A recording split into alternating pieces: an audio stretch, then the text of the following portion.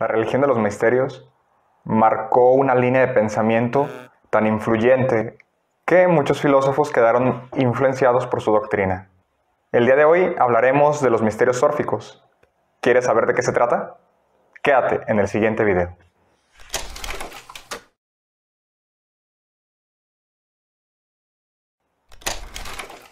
Bienvenido a Café y Filosofía, soy Oscar Navarro. En este canal normalmente subo contenido que tiene que ver con temas introductorios de la filosofía, con vidas de filósofos o con algún análisis de algún acontecimiento actual. Si este contenido te interesa, te recomiendo suscribirte y que actives la campana de notificaciones para que YouTube te informe en el momento que suba otro video.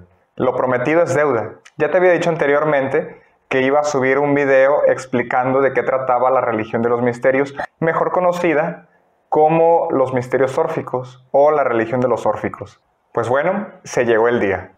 Para poderte hablar de lo que era la religión de los misterios, necesito primero explicar lo que es la religión pública. Recuerden, en videos anteriores, te voy a dejar aquí una tarjeta por si quieres saber de qué estaba hablando. Analizamos aspectos específicos que ayudaron a que naciera la filosofía en Grecia. En ese video ya veíamos que existían dos tipos de religiones: la religión pública y la religión de los misterios. La religión pública tiene como modelo la representación de los dioses y el culto dado por Homero, que analizábamos en videos pasados. Sí, te voy a dejar otra tarjeta por si quieres ver el tema de la poesía en los griegos. La religión pública y la religión de los misterios tenía algunas similitudes. Algunas de las más sobresalientes que podemos encontrar es que tenía una concepción politeísta, es decir, que creían en muchos dioses. Y entre las diferencias más marcadas podemos ver lo que era la concepción del hombre, el sentido de su vida y de sus destinos últimos. Las dos son bastante importantes para dar explicación al origen del nacimiento de la filosofía en Grecia, pero en algunos aspectos lo que tiene que ver con los misterios fue todavía más influyente que con la parte pública. Como lo habíamos comentado antes, Homero y Hesíodo eran los puntos de referencia en la religión pública. En esta religión se podía decir que todo era divino, ya que al final de cuentas todo lo que ocurre es explicado por medio de los dioses. Por ejemplo, si vemos la cuestión de los truenos y rayos, eran lanzados por Júpiter, luego las olas del mar eran dirigidas por el tridente de Poseidón, el sol era llevado por el carro de Apolo, y en cuanto a valores y otras cuestiones así, Zeus estaba como la representación de la justicia, Atenas era la representación de la inteligencia, y Afrodita, a lo mejor es una de las más conocidas en su representación, era la diosa del amor, la representación del amor.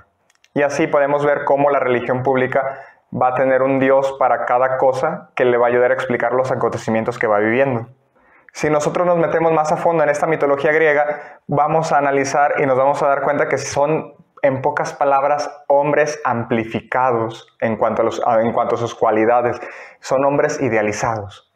La única diferencia que tiene un dios, según la religión pública, con un ser humano común y corriente, era cuestión de cantidades y no de cualidades. De hecho, podemos analizar que los dioses tenían muchas inclinaciones que normalmente cualquier otro ser humano tendría. La única diferencia es que eran seres muy poderosos. De hecho, los estudiosos consideran muchas veces la religión pública de Grecia como una especie de religión naturista, naturalista. ¿Por qué? Porque al final de cuentas invitan al ser humano, invitan a las personas a dejarse guiar por la naturaleza. No buscaba al final de cuentas que el hombre se elevara o elevara un espíritu. De ahí podemos entender por qué los primeros filósofos, como ya lo analizamos con Tales de Mileto, Anaximandro, Anaxímenes, tenían una tendencia a explicar todo relacionado con la naturaleza. Estos filósofos, incluso como ya lo habíamos visto, son llamados naturalistas o filósofos de la physis, es decir, de la naturaleza. Ahora que ya tenemos un panorama general de lo que era la religión pública, pasemos al orfismo, ya que nos interesa por la influencia que tuvo en el pensamiento de muchos filósofos y que incluso algunos de sus rasgos perduran hasta la actualidad. Se cree que la religión pública no fue sentida por los griegos como algo que llenara realmente sus expectativas, que tuviera una satisfacción total para lo que ellos consideraban que era correcto o que era su espiritualidad. Por eso comenzaron a desarrollarse en círculos pequeños lo que se llamaban los misterios. Estos círculos eran restringidos y solamente ciertos grupos de personas empezaban a participar. Y aquellos grupos de los misterios tenían creencias específicas y prácticas propias. Cabe destacar que también iban marcadas en el rango del politeísmo. Desde un principio he hablado del orfismo, pero no quiere decir que haya sido la única religión de los misterios que existía, pero definitivamente fue una de las que más influyó para el nacimiento de la filosofía griega. ¿De dónde viene el nombre de órficos o de orfismo? Parece ser que viene del poeta Tarcio llamado Orfeo. Se cree que fue su presunto fundador. Por desgracia, según los historiadores, se dice que sus rasgos históricos más concretos están más bien cubiertos de cosas un poco mitológicas. No se tienen datos muy exactos de su vida. El orfismo introdujo en la civilización griega un nuevo sistema de creencia y una nueva interpretación de lo que era la existencia humana, muy diferente a lo que la religión pública les ofrecía. La concepción griega tradicional concebía al hombre como un ser humano mortal y la muerte ponía fin a toda su existencia. El orfismo va a introducir algo muy importante, proclama la inmortalidad del alma y concibe al hombre de acuerdo con un esquema dualista que separa al ser humano en cuerpo material y alma divina, ¿sí? O alma inmaterial. Para comprender mejor de qué trataban sus creencias, voy a hablarte de 4 puntos específicos que son el núcleo de las creencias órficas.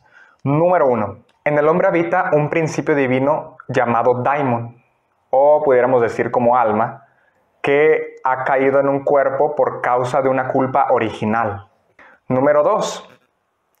El daimon no solamente es preexistente al cuerpo, sino que no muere con el cuerpo y está destinado a reencarnarse en cuerpos sucesivos para expiar esa culpa original. Este segundo aspecto me llama la atención porque es muy común todavía en la actualidad escuchar de repente algunas personas o algún comentario que hace alguien que dicen que a lo mejor como que primero estábamos en una fila mientras nos estaban creando y ya después nos envían al mundo, pero ya para ese entonces ya teníamos como una conciencia de que íbamos a hacer el viaje y cosas así, íbamos a llegar a la tierra, íbamos a nacer, entre otras cosas, ¿sí?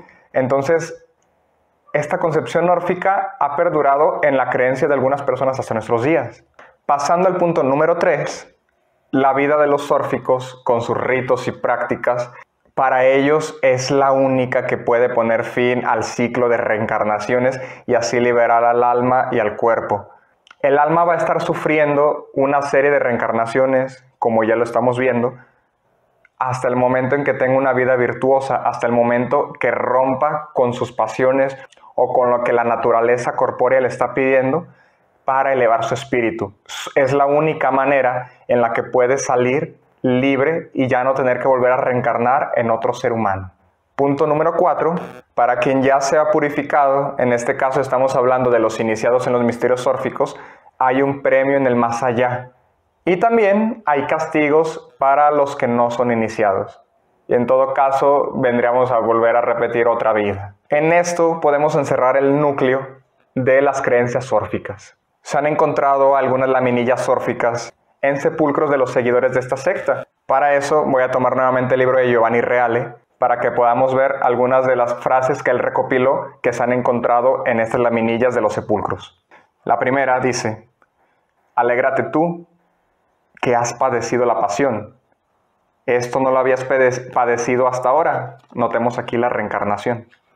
De hombre has nacido Dios. La siguiente frase dice: feliz y muy bienaventurado serás Dios, aunque mortal. Otra dice así: de hombre nacerás Dios, porque procedes de lo divino. Con esto nos estamos dando cuenta que aunque el ser humano sí es considerado como un ser inferior a los dioses, los órficos creían que su destino último era precisamente descansar entre ellos, unirse a los dioses.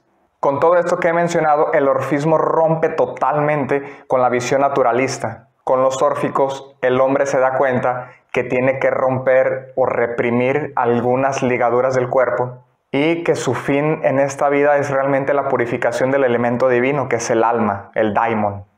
Ya que vimos todo esto, téngase esto muy presente. Sin el orfismo no vamos a poder entender a filósofos como Pitágoras Heráclito, Empédocles y una parte muy esencial del pensamiento de Platón y con esto de los platónicos. Estamos hablando de gran parte de la filosofía antigua. Por eso es tan importante analizar los misterios órficos. Nuevamente te recuerdo que actives la campana de notificaciones para el día que lleguemos a hablar un poco de la vida de estos filósofos, estés enterado y no te pierdas los siguientes videos. Por último, antes de terminar, voy a hacer una última anotación relacionada con la religión en general de Grecia, para comprender cómo ayudó al pensamiento filosófico. Los griegos no tuvieron lo que nosotros podemos llamar libros considerados de inspiración divina, o en otras palabras, no tuvieron lo que se pudiera llamar una dogmática. Con esto me estoy refiriendo a que no tenían núcleo doctrinal. Otra cuestión, en Grecia no pudo subsistir una casta sacerdotal que protegiera ciertas creencias y que ayudara a mantener los ritos de una manera inquebrantable. De hecho, se cree que la casta sacerdotal en Grecia tuvo muy poca relevancia e incluso muy poco poder. Esto provocó una amplia libertad de pensamiento. No había nadie que pusiera parámetros en qué se debía creer o no creer. No estaban realmente violando alguna norma específica, aunque siempre va a haber sus excepciones. Más adelante, cuando hablemos de Sócrates, vamos a ver que por su mismo pensamiento terminó condenado a muerte. Esto no se compara con lo que pasaba a lo mejor en las ciudades orientales, en donde sí había una complicación y la libre especulación realmente era mucho más complicada. Si en Grecia se hubiera dado esto, este pensamiento libre hubiera encontrado cierta resistencia y restricciones difíciles de superar. Espero que te haya gustado este video. Hemos llegado al final. Si es así, te agradecería mucho que le dieras un like y me ayudaras a compartir para que más personas puedan llegar a ver este contenido. Gracias, nos vemos en la próxima.